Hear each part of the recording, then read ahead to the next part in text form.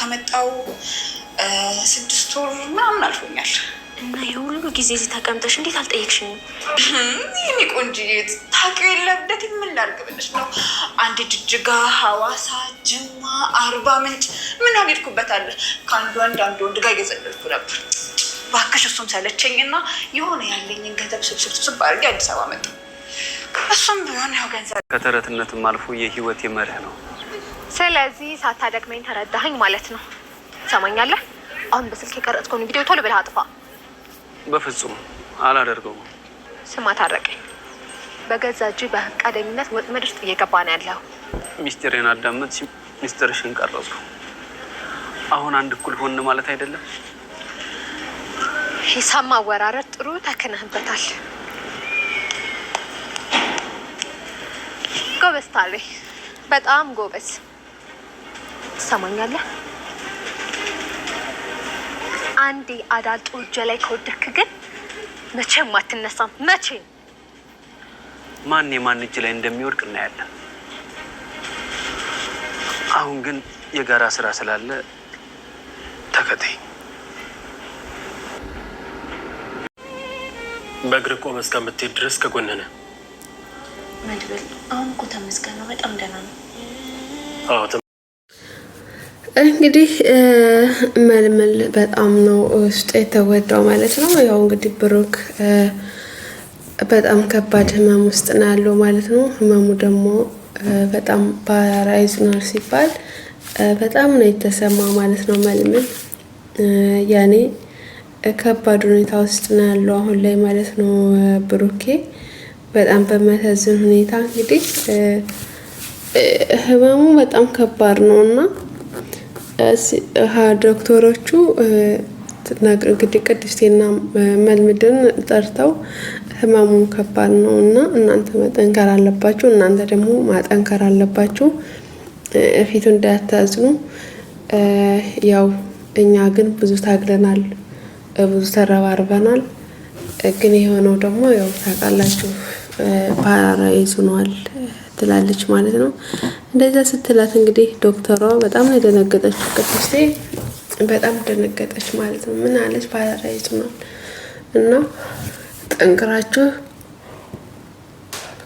የእናንተን በቃ ጥንካሬ ያሳዩት፣ ድክመታችሁ እንዳታሳዩት ያኔ ብላ ትላቸዋለች ማለት ነው ዶክተሯ። እንግዲህ እነሱም እሺ ብለው ተቀብለው እንግዲህ ብሩክ ወይኔ ወንድሜን እያለ መልመድ እንትን እያለ ነበረ።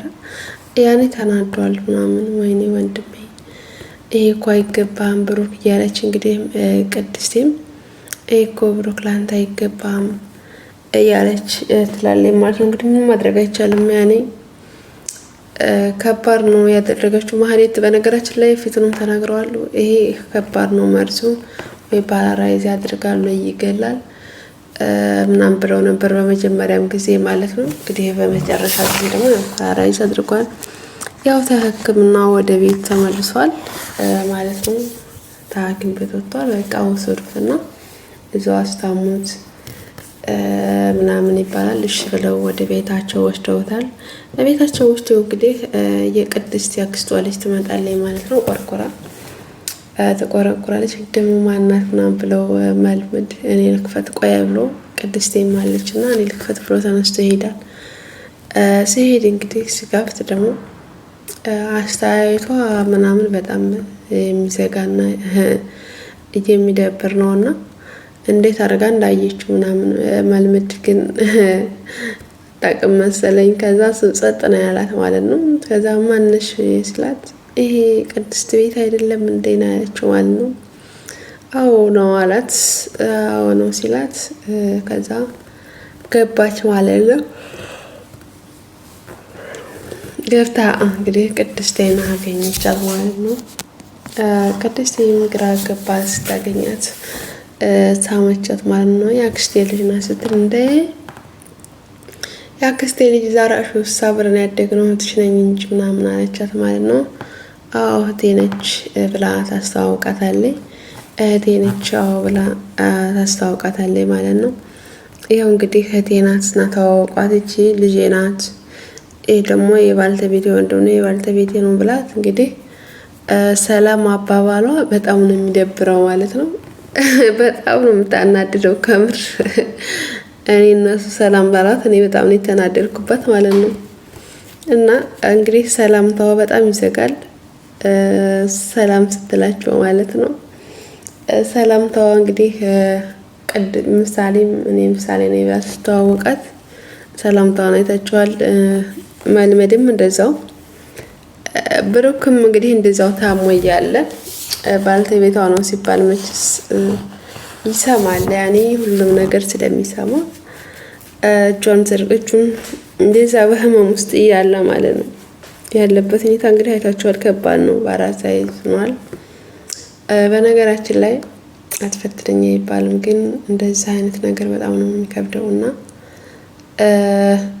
ሰላም እጁን ወደ ላይ ቀጥ አድርጎ ሰላም እንኳን ሳትለው ማለት ነው።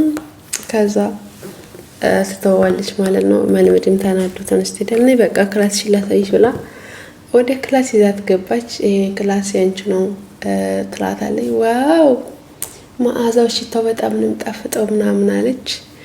አዎ እዚህ ነው የምተኘው ምናምን ትላታለች።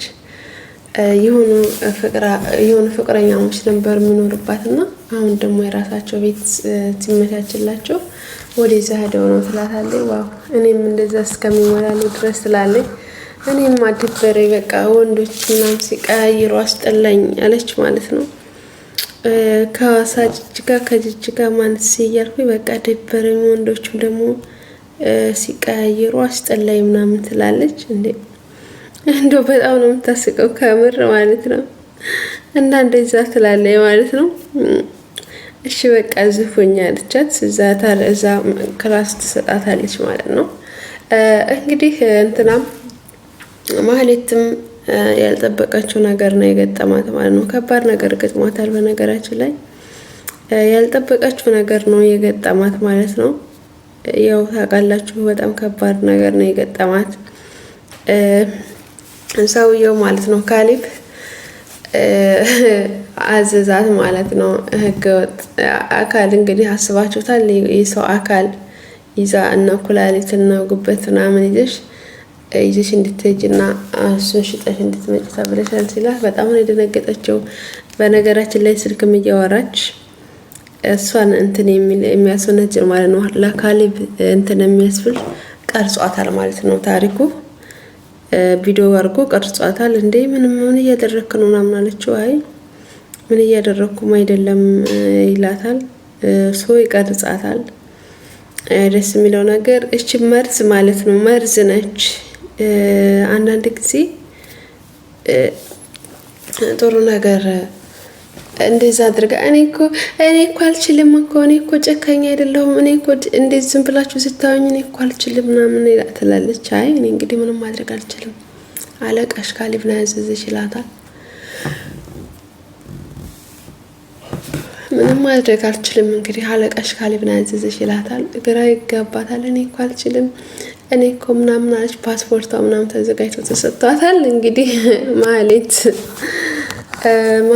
እንግዲህ ያንን ይዘሽ ሂጂ ተብላለች። ግራ ተጋብቷታል። ይሄንንማ ማክሸፍ አለብኝ፣ ይሄንንማ ምን ማድረግ አለብኝ እያለች እንግዲህ እና እኔ እግሩ ስር ወድቄ እንዲለመንሽ ንፈለግሽ ምናምን ይላታል። እሱም በጣም ተናደደባት።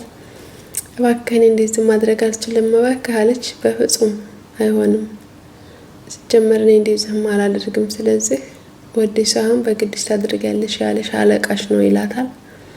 ግራ ተጋብቷታል ማለት ነው። እንግዲህ እነዛም ደግሞ ሰዎቹ የተላኩ የዛኔ ገበሬውን ማለት ነው ከገጠር ሄደውን ገንዘብ የቀሙት ልጆች ነበሩና እዛ ይቀጥሯቸዋል። መልመድና የካሌብ ወንድም ማለት ነው። እንግዲህ እዛ ቀጥሯቸው ገንዘቡን አንጡ ሲላቸው ሌላ ነገር አመጣው ማለት ነው። እንግዲህ ደበደቧቸው።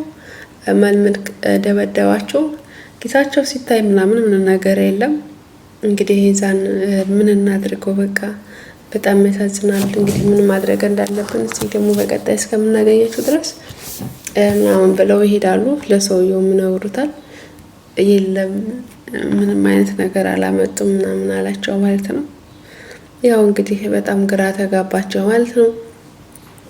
ሰውየውም እንግዲህ ምንም ማድረግ አይቻልም። በሌላ አይነት መንገድ ደግሞ እንፈልጋለን ይላሉ።